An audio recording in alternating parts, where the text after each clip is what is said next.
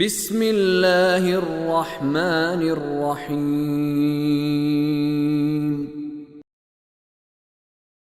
وَكَذَلِكَ نُوَلِّي بَعْضَ الظَّالِمِينَ بَعْضًا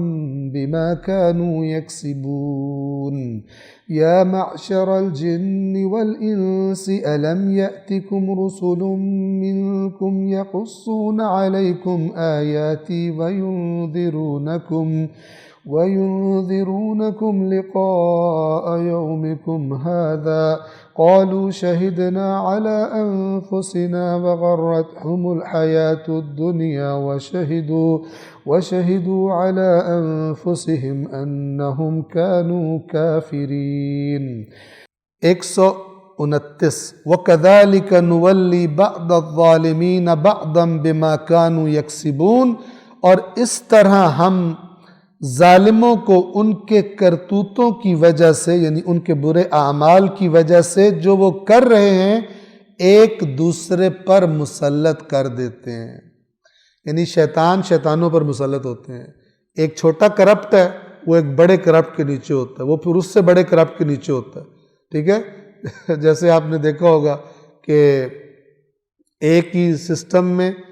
سب کا حصہ ہوتا ہے، جو کھا رہے ہوتے ہیں ایک محکمے میں بیٹھ کر سب نے حصے بنائے ہوتے ہیں، اوپر تک پہنچ جاتا ہے، پرسنٹیج ہوتی ہے، تو پھر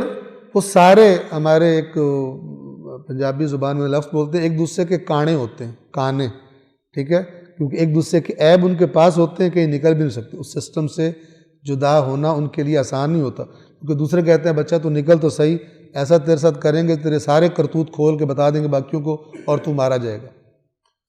تو وہ اپنی بدعمالیوں کی وجہ سے اور پھنسا رہتا ہے، اس میں پھر جرأت نہیں ہوتی کہ میں اس سے باہر نکل سکوں۔ تو یہ بھی اللہ تعالیٰ فرما رہا ہے کہ انسان کے اپنے برے اعمال سبب بنتے ہیں کہ اللہ اس پر شیاطین کو مسلط کر دیتا ہے، پھر وہ اس کو زبردستی بھی گویا کہ اس سے برے کام لیتے ہیں، اگرچہ اس کا دل چاہ رہا ہو نکلنے کا، بیزار ہو جائے، پھر بھی پھنس جاتا ہے اپنے سابقہ خراب کاموں کی وجہ سے۔ 130 یا معشر الجن والانس، پھر اللہ تعالیٰ ان دونوں گروہوں سے جنات اور انسان جو کرپٹ اس وقت پکڑے گئے ہوں گے ان سے فرمائے گا اے گروہ جن و انس الم یأتکم رسل منکم، کیا تمہارے پاس تمہیں میں سے رسول نہیں آئے تھے، یقصون علیکم آیاتی، کہ جو تم پر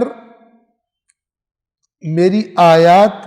پڑھتے تھے سناتے تھے، تمہارے پاس اللہ کے بھیجے ہوئے پیغمبر نہیں آئے تھے، اللہ کا پیغام دینے والے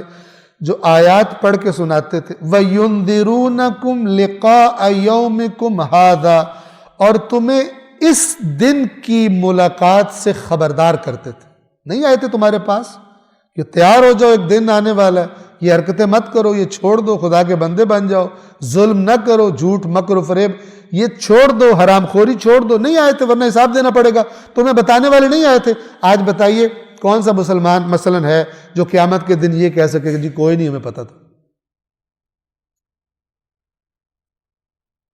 وہ وقت ہوگا کہ جب اپنے بے ایمان علماء نما افراد پہ لانتے کریں گے، کیونکہ اللہ کہے گا اچھا آئے تھے تو پھر کیوں بے ایمان ہوئے؟ کہیں گے اس نے بیڑا غرق کیا،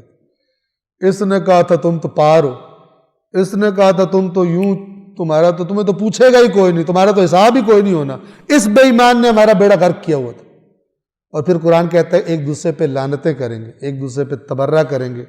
اور اللہ سے کہیں گے یا اللہ ایک دفعہ ہمیں دنیا میں واپس بھیج تو ہم ان کو لفٹ ہی نہ کرائیں جس طرح یہ ابھی ہمارے ساتھ بیزاری کر رہے ہیں، ہم بھی ان کے ساتھ بیزاری کریں، لیکن کسی کو دوبارہ مہلت نہیں دی جائے گی۔ اب خدا نے بالکل پکچر پوری کلیئر کر دی ہے، اس کے باوجود بھی بندہ اس واضح تصویر سے عبرت نہ لے،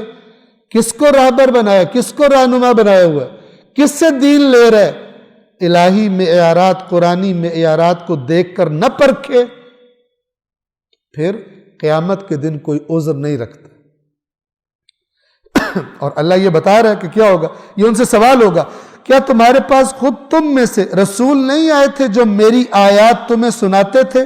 اور آج کے دن کی ملاقات کے بارے میں تمہیں خبردار کرتے تھے؟ قالوا شہدنا علی انفسنا، وہ کہیں گے ہم نے اپنے نفسوں پر گواہی دے دی، اپنے خلاف گواہی دے رہے ہیں۔ لاسٹ بچنے کا طریقہ، جرم ثابت ہو گیا، کچھ بھی قابل قبول نہیں ہے، تو مجرم کے پاس ایک امید ہوتی ہے کہ اپنے خلاف اقرار کر کے کہے کہ مجھے معاف کر دو۔ قالوا شہدنا علی انفسنا، وہ کہیں گے ہم اپنے خلاف گواہی دیتے ہیں۔ وغرتہم الحیات الدنیا، اور دنیاوی زندگی نے انہیں دھوکہ دے دیا تھا، یعنی اسی دنیا میں مست ہو کر وہ بھول جاتے تھے۔ وشہدوا علی انفسہم انہم کانوا کافرین، اور انہوں نے آج اپنے خلاف گواہی دے دی کہ یہ لوگ کافر تھے۔ کفر یعنی ہم بار بار کہتے ہیں جان بوجھ کر حق کا انکار کرنا، چاہے زبان سے چاہے اپنے عمل سے، نہیں کرتا۔ فرق یہ ہے کہ جو زبان سے انکار کر دے اس پر کفر کا یہاں فتویٰ لگ جاتا ہے، لیکن جو عمل سے انکار کرتا ہے، ہو سکتا ہے وہ سب سے بڑا منافق ہو لیکن رسول اللہ کے آس پاس پھرتا ہو، جیسے عبداللہ ابن ابی تھا، کفر کا فتویٰ نہیں لگا کہ کافر ہو گیا، مسلمان بنا پھرتا تھا، لیکن اللہ کے ہاں ان اللہ جامع المنافقین والکافرین فی جہنم جمیعا، اللہ کافروں اور منافقوں کو جہنم میں جمع کر دے۔ صلوات پڑھیں محمد و آل محمد۔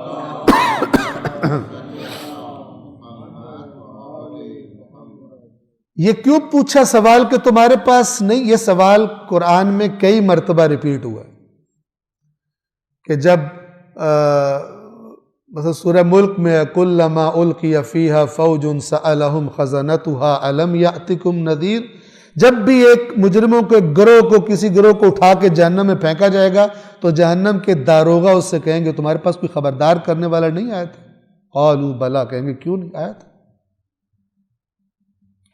ریپیٹ ہوا ہے قرآن میں۔ یہ اتمام حجت ہے تاکہ پڑھنے والا اپنے آپ کو اس جگہ میں جا کے تصور کرے کہ روز قیامت خدا مجھ سے پوچھے تیرے پاس کوئی نہیں آیا تھا کہ تیری یہ حالت تھی دنیا میں،